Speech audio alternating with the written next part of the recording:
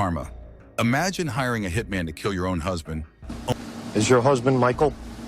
Okay, I'm sorry to tell you, man. He's been killed. Only to have the plan backfire in the most shocking way possible. This is the insane story of Dahlia, a woman who thought she had planned the perfect crime until everything went wrong in the blink of an eye. The crazy case of Dahlia is a chilling tale of deception, betrayal, and a stunning twist that left everyone speechless. How did a successful sting operation manage to foil her deadly intentions? And what led her down such a dark path in the first place? As we unravel this mind-bending story, you'll see how a series of events led to Dahlia's instant karma, turning her from predator to prey in the most unexpected way. Stay with us as we dive into the twisted details of a case that could have ended in tragedy, but instead became a legendary cautionary tale. The plan. In 2008, Dahlia DiPolito was living what appeared to be a double life. By day, she was a real estate agent, but she also had a side hustle as an escort. It was through this shadowy line of work that she met Michael DiPolito, a man who wasn't exactly squeaky clean himself. Michael had a criminal record for fraud, yet despite his checkered past, he was thriving financially. Their whirlwind relationship quickly led to marriage, but it didn't take long for things to start unraveling. Behind the scenes, their marriage was far from perfect. Dahlia, it seemed, had her own agenda. She was using Michael's criminal history as leverage to get what she wanted from him. This wasn't your average marital squabble. Dahlia was playing a dangerous game. At one point, the police received an anonymous tip accusing Michael of being involved in narcotics. Whether this tip was genuine or part of a larger scheme is unclear, but the impact on Michael was immediate. He was terrified of losing everything he had built. Facing the possibility of arrest, he made a desperate decision. He signed over all his assets to Dahlia, believing this would protect them from being seized by the authorities. But what Michael didn't realize was that this move played right into Dahlia's hands. With everything now under her control, she had all the power, and she wanted Michael out of the picture for good. Her next step? Find a way to eliminate him permanently. The meeting Dahlia DiPolito, desperate to rid herself of her husband, reached out to an ex-boyfriend named Mohammed Shahid. She confided in him, asking if he knew anyone who could help her carry out a deadly plan. But instead of assisting her, Mohammed made a choice that would change everything. He went straight to the police. Understanding the gravity of the situation, Mohammed informed the Boynton Beach Police Department about Dahlia's request. She wasn't just talking, she was dead serious about having her husband killed. The police knew they needed more than just Mohammed's word against hers, so they made him a confidential informant. His task? To arrange a meeting with Dahlia at a public gas station, where the assassination plot could be discussed in detail and, crucially, recorded as evidence. At the gas station, Mohammed played his part, telling Dahlia that the hitman wanted $1,200 to buy a gun. Without hesitation, she counted out the money and handed it over, along with a photograph of her husband. A clear signal that she wanted the job done as soon as possible. She even reassured Mohammed that no one would ever suspect her, confident that she could get away with murder. As the conversation concluded, it became evident to the detectives listening in that this wasn't just a casual conversation. It was the makings of a real murder case. Dahlia's cold, calculated actions left no doubt in their minds that she intended to go through with the plan. The detectives knew they had to act fast to prevent a tragedy and bring Dahlia's dark intentions to light. With Dahlia's deadly plan in motion, the police knew they had to act quickly. They decided to set up a sting operation, hoping to catch her red-handed and gather irrefutable evidence. In just 2 days, they managed to pull together an elaborate scheme that would put Dahlia's sinister intentions on full display. The setup. 2 days later, Dahlia meets with the man she believes to be an assassin, who is actually Officer Whitty G working undercover. As she steps into his car, there's a sense of cold determination in her demeanor, masking any nervousness she might feel.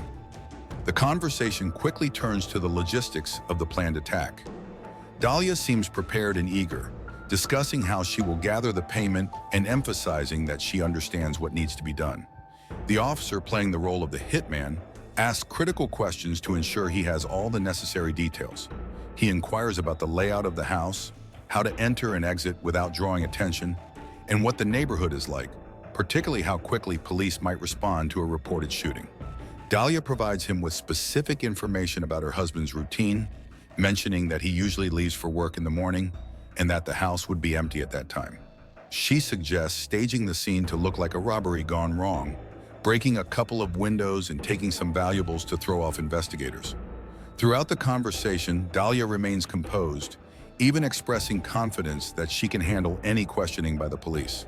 She's aware that the authorities will ask questions, but she seems unfazed, portraying herself as tougher than she might appear. The agreement.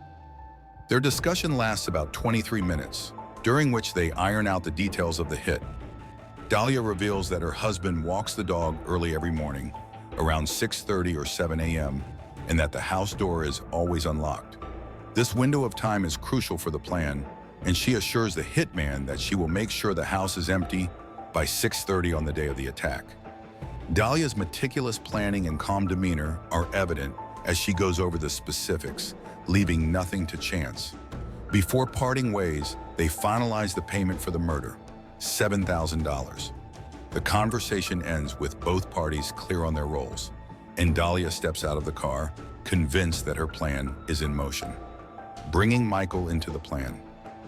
To execute the perfect sting operation, the detectives knew they needed to bring Michael, the intended target of the hit, into the loop. They called him into the police department, explaining that his wife had hired someone to kill him.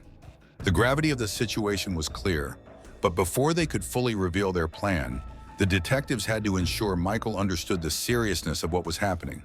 They also needed to gather more information from him to understand the dynamics of his relationship with his wife and what might have driven her to such a drastic decision. Michael began by recounting how their relationship started strong. They were on a fast track, everything seemed perfect, and they were getting along great. Things took a turn when they moved out of Boca in January and purchased a home in Boynton Beach. Shortly after the move, Michael hired a lawyer to get off probation for organized fraud, a crime he admitted involved trading commodities that didn't exist. He then started giving his wife large sums of money, expecting her to cover the other half of the legal fees. However, things quickly unraveled. Michael provided her with $100,000, but when she was supposed to send $90,000 to his lawyer, the money never arrived. His lawyer informed him that the wire transfer was nowhere to be found. When Michael confronted his wife, her explanations were flimsy and unbelievable.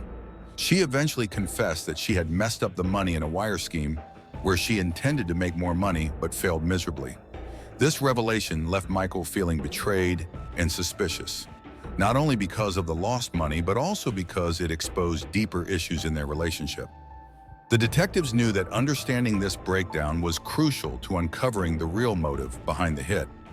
Michael's frustration and disbelief over the situation were evident, and it was clear that these financial issues and broken trust had driven a significant wedge between him and his wife, possibly leading to her decision to hire a hitman. Red flags. The detectives asked about the timing of their marriage.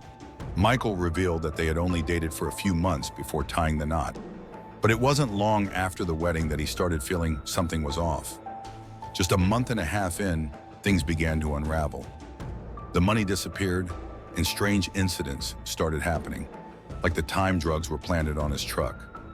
How could this have happened? Who would have known they were there? The detectives probed deeper, trying to understand the motive behind these bizarre events. Michael couldn't shake the feeling that Dahlia was somehow involved. As he continued, Michael shared how Dahlia had already stolen over $100,000 from him and then entangled him in another scheme that cost him an additional $100,000. In total, he had lost $240,000 since meeting her. These incidents should have been the red flags that made him realize Dahlia's true intentions. The pattern was clear. She was after his money from the start, and it seemed that hiring a hitman was her way of getting rid of him and keeping the money for herself. Michael reflected on how drastically his life had changed since marrying Dahlia. He had more run-ins with the police in their short time together than he had in his entire life. It felt as though chaos followed her wherever she went, and Michael was caught in the middle. The detectives wanted to know, why would Dahlia go to such lengths? Why not just divorce him? Michael revealed that they had just purchased a home, and he had signed the title over to her, hoping to clear up his legal issues. Combined with the money she had stolen, Dahlia stood to gain nearly $500,000 from his death. This staggering sum was the motivation she needed to take things to such a terrifying level. As the reality of Dahlia's betrayal sunk in, the detectives knew they had to act quickly. Michael's life was at stake, and time was running out. The stage was set for a sting operation that would not only save his life, but expose Dahlia's deadly plan for all to see. Perfect execution. With the plan in place, the police decided to bring Dahlia's husband, Michael, in on the operation. They explained everything to him, ensuring he understood that he needed to be at the police station during the time of the fake hit. Meanwhile, Dahlia was told to stick to her usual routine, specifically to be at the gym, which was her carefully crafted alibi. She had no idea that her every move was being watched. While Dahlia was at the gym, the police called her, asking her to come home immediately. She believed this would be the moment she would learn of her husband's death, a call that would confirm the success of her sinister plot. Dahlia knew she had to act devastated, but could she pull it off convincingly? When Dahlia arrived home, she was greeted by Sergeant Ramsey, who expertly carried out his role. He introduced himself as the one who had called her and expressed regret for summoning her under such circumstances. He explained that the police had received a report of a disturbance at her house where shots had been fired. Ramsey then inquired if her husband was Michael and, with solemnity, informed her that he had been killed. At that moment, Dahlia put on her best performance, breaking down in tears and playing the part of the grieving widow. But the police weren't just watching. They were scrutinizing every detail of her reaction. They needed to see if she would slip up, reveal something, or show even the slightest hint of relief. As Dahlia persisted with her act, Sergeant Ramsey maintained his pressure, urging her to calm down so the police could perform their duties and identify the perpetrator. He inquired if Michael had any enemies, or if she was aware of anyone who might wish him harm.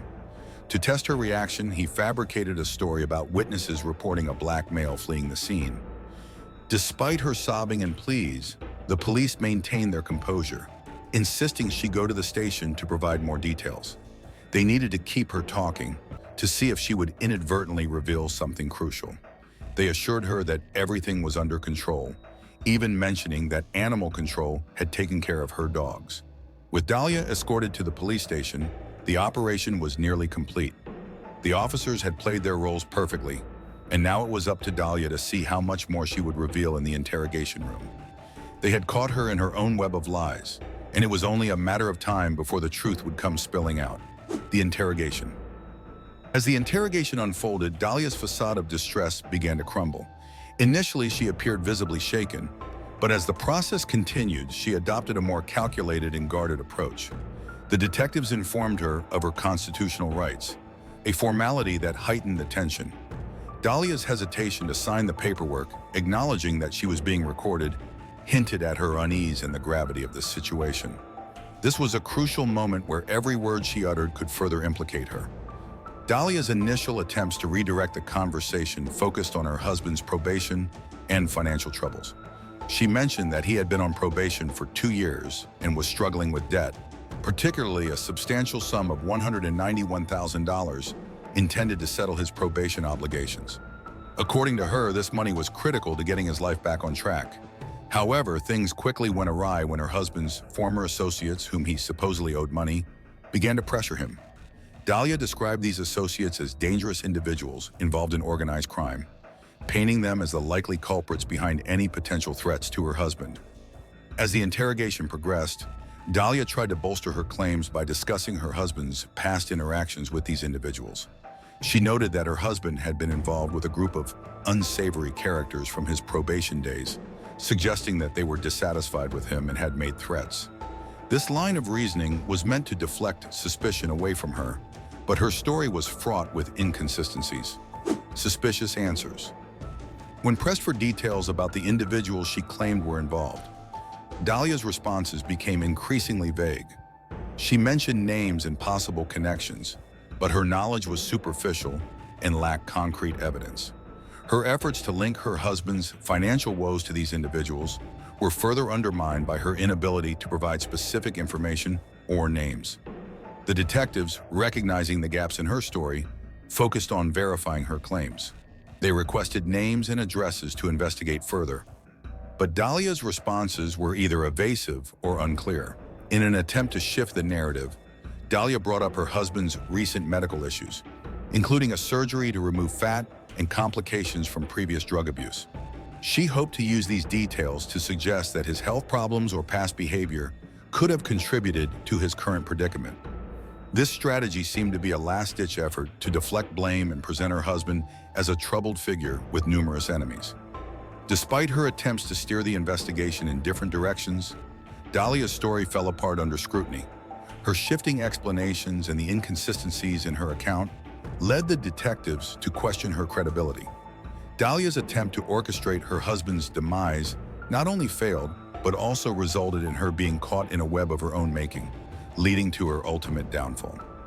Wife's side of story, Dahlia's plan to orchestrate her husband's murder unraveled in a way no one could have predicted. The day began with her routine trip to the gym, leaving her husband at home. An urgent call from the police interrupted her day, urging her to return home immediately. Upon arriving, Dahlia was met with chaos. Her home, typically a secure fortress, was now a crime scene. The front door was ajar and her husband lay motionless in the bedroom with 2 gunshot wounds to the head. This was shocking, given his strict security protocols, cameras, alarm systems, and his habit of never opening the door to strangers.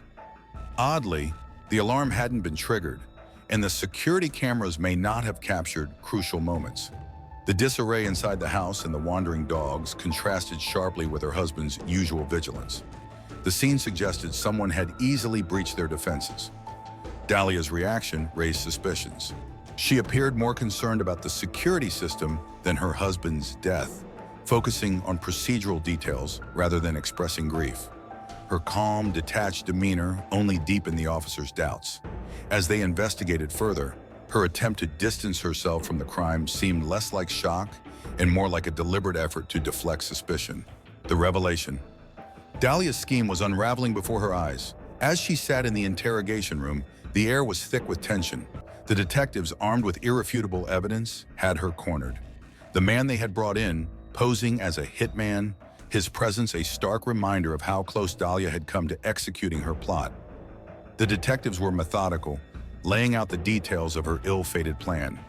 They showed Dahlia the footage from a hidden camera, revealing her meeting with the supposed hitman. The camera had captured every detail, her nervous glances, the cash exchange, and the chilling instructions she gave. They even had footage of her sitting in the hitman's convertible outside a CVS, adding a layer of damning evidence to her already precarious situation. "Do you recognize this man?" the detective asked, his voice steady but cold. Dahlia's denial was flimsy at best. She shook her head, but the video footage spoke volumes. The detectives had documented every moment of her interactions with the so-called hitman, from the initial contact to the planned execution. The incriminating footage was clear, showing Dahlia's unmistakable involvement. The detectives' tone turned serious as they laid out the gravity of her situation.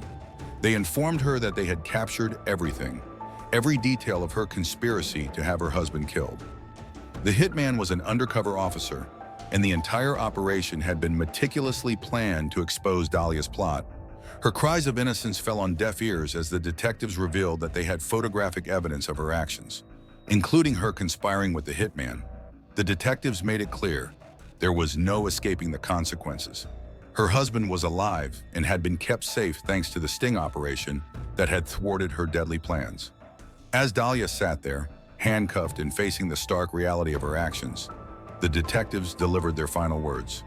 The operation had captured every detail of her plot, and there was no turning back. Her only options were to cooperate or face a trial with the full weight of the evidence stacked against her. The sting operation, with its meticulously gathered evidence and unyielding approach, had transformed Dahlia's criminal scheme into a public spectacle. The immediate aftermath of her failed plan showcased the brutal efficiency of justice and how quickly instant karma can dismantle even the most carefully laid plans. What started as a calculated attempt to escape her marital troubles ended in a dramatic and irreversible downfall, leaving Dahlia to face the harsh realities of her actions.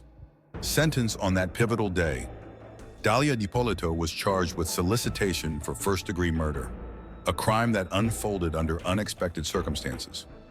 During the trial, Dahlia's defense attorney introduced a provocative theory, alleging that Dahlia had been deceived into signing a release form for the show. They suggested that Dahlia's husband, Michael, had orchestrated the entire scheme to draw attention from cops and manipulate the situation. According to the defense, this was a ploy to frame Dahlia. Despite this dramatic attempt to shift blame, the court was not convinced by the defense's claims. In 2017, Dahlia Dippolito was found guilty and sentenced to 20 years in prison. This sentence ensured her incarceration until at least 2032. A substantial period, but notably shorter than the life sentence she might have faced if her murder plot had succeeded. An unexpected twist in the case came from an unlikely hero, her ex-husband, Mohammed Shahidi. Dahlia had entrusted Shahidi with the dangerous task of carrying out her plan. However, instead of following through, Shahidi chose to alert the authorities. His decision to notify law enforcement was pivotal in unraveling Dahlia's sinister plot and ultimately led to her arrest and conviction. Shahidi's bravery in coming forward played a crucial role in exposing the truth and ensuring justice was served. Thanks for watching. If you're into gripping crime stories, don't forget to subscribe for more content.